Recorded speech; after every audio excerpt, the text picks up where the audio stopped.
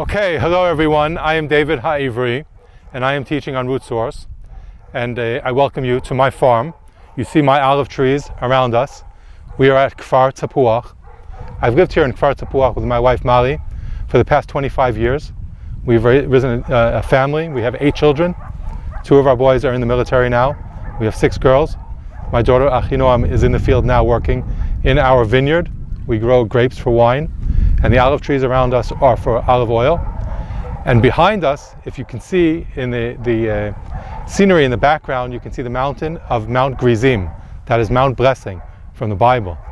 And that's very, very significant. We're in a very significant location. We are in the middle of the heartland of the Bible. The Bible occurred here. We are just south of Shechem. Shechem is the biblical city of Shechem. Today the Arabs call the city Nablus. That's the same place. And Nablus, or Shechem, is just behind Mount Gerizim. That location is very significant, first of all, because the relationship between the nation of Israel and the land of Israel began here at Shechem. We read in the Bible that Avraham Avinu, Abraham, the father of our nation, heard the calling of God. Hashem spoke with Abraham, and he said to him, "Go out from your father's home to a land that I will show you." And Abraham followed the calling of God, and he went out. And 4 verses after that, we find Abraham here in the land of Shechem.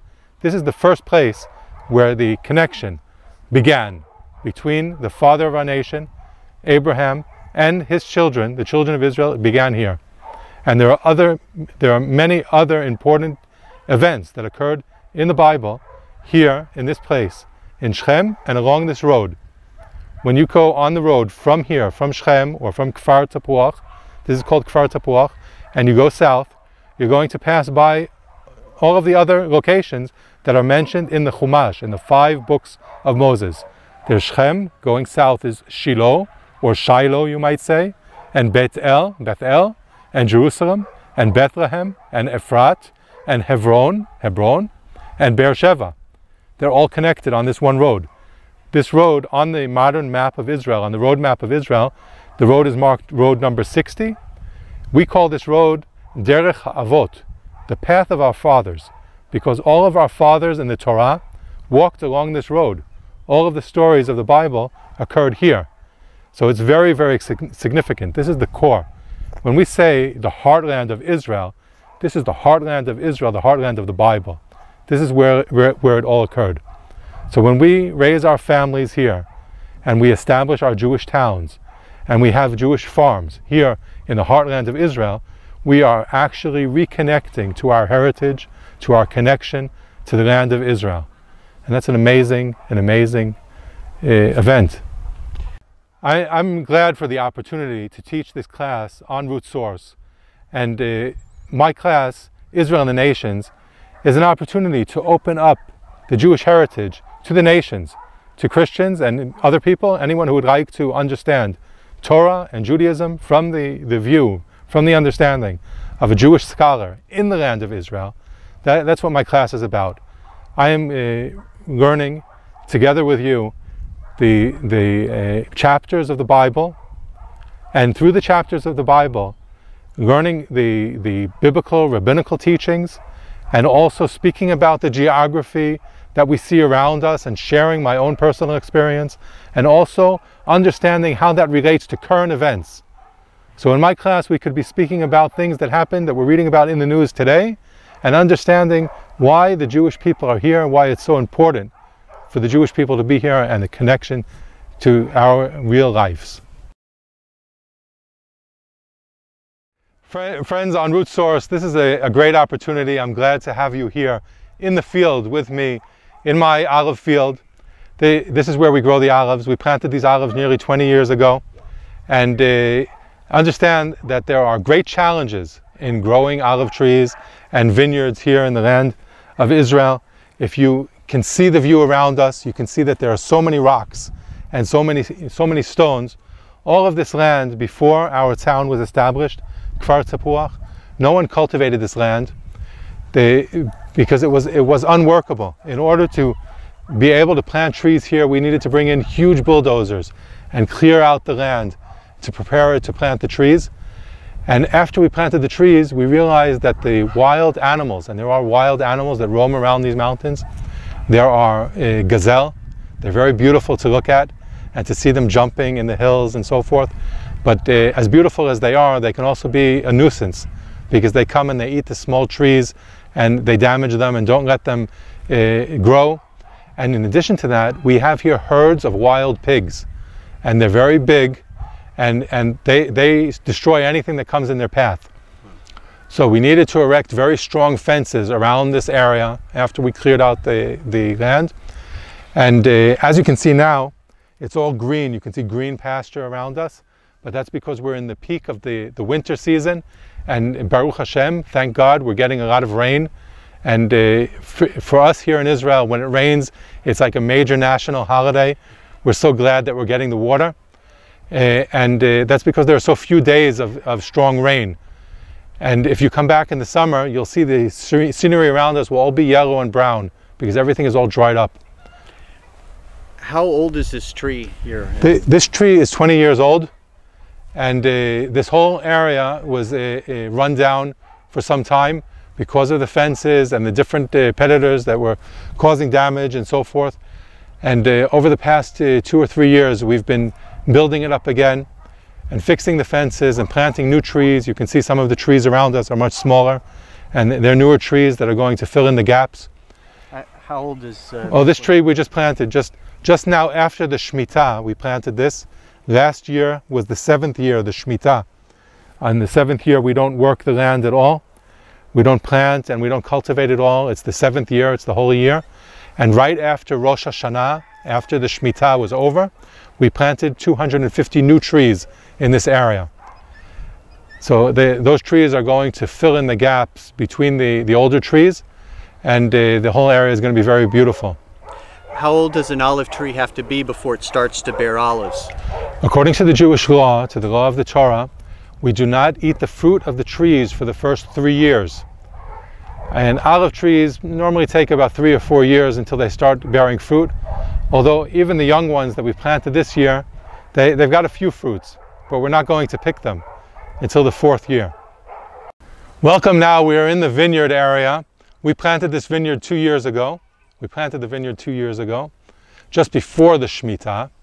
And again, as I was explaining, the Shemitah, the 7th year, we don't cultivate the land. So before the Shemitah came in, before the 7th year, we planted this vineyard. There are 500 vines here, and these are vines for wine. And this is added on to the olive oil, to the olive area. The earth around us is a terrassa. It's a very dark and heavy type of earth. And historically, the area of this area was very rich in vineyards. We read in the prophet Jeremiah, who says to the children of Israel, when they were being banished, when they were being exiled from the land after the great destruction, he said to them, "Again you will plant vineyards in the mountains of the Samaria." And the Jewish farmers like ourselves who are planting vineyards here in these mountains are fulfilling the words of the prophet. Again, we are planting vineyards in these mountains. When we came here, when the Jewish communities were established here after the Six-Day War, after 1967, there were no vineyards in the Shomron. And over the past 20 years, Jewish farmers in all of these mountaintops have been planting vineyards, and Baruch Hashem, thank God, we've been seeing a blessing. This area, like all of the terrain in the Shomron, in the Samaria, is a very rocky, barren mountaintop. This is how we found it. And in order to plant the vines and to plant the olives, we needed to clear out a lot of ground. We're all on a mountain slope. So if you look at the terrain around us, you can see more rock than there is earth. And if you walk up into those rocks, you're going to see that all of the area that's not rock is covered with a very thick thorn. The thorn, by the way, is called Sirah Kotsani. The bush that we see that covers the whole terrain naturally, any area where there is not rocks, this bush has covered it. It's called the Sirah Kotsani. It's called Sirah because sir in Hebrew means a pot.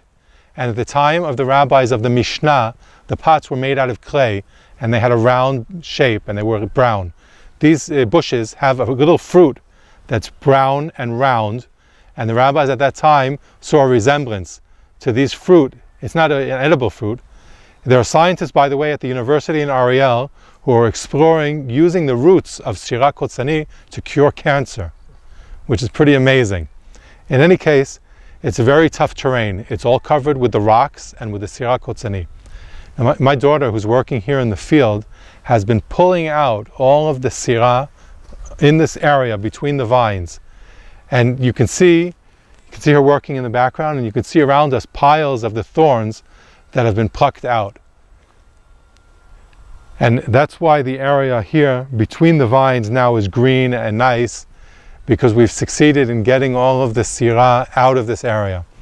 But originally, 2 years ago, this was all covered with Sirah. And when you come back again next year, you'll see the vines even bigger and more beautiful. Or if you come in the summertime, you'll see it all green, covered with the leaves of the vines.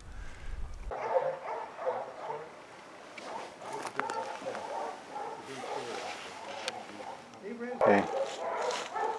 So some of them, we can eat some of them.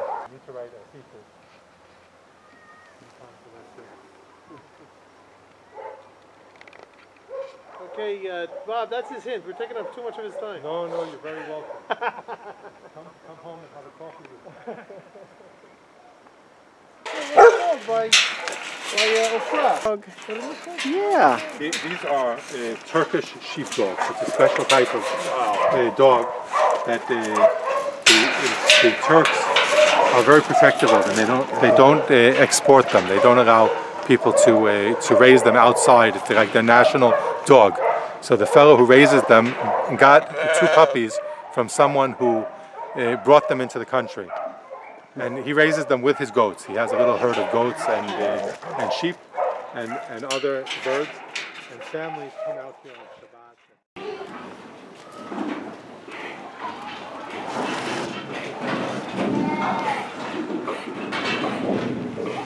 What kind of goats are these? These goats are called, we call them in Israel by their Arabic name, baladi.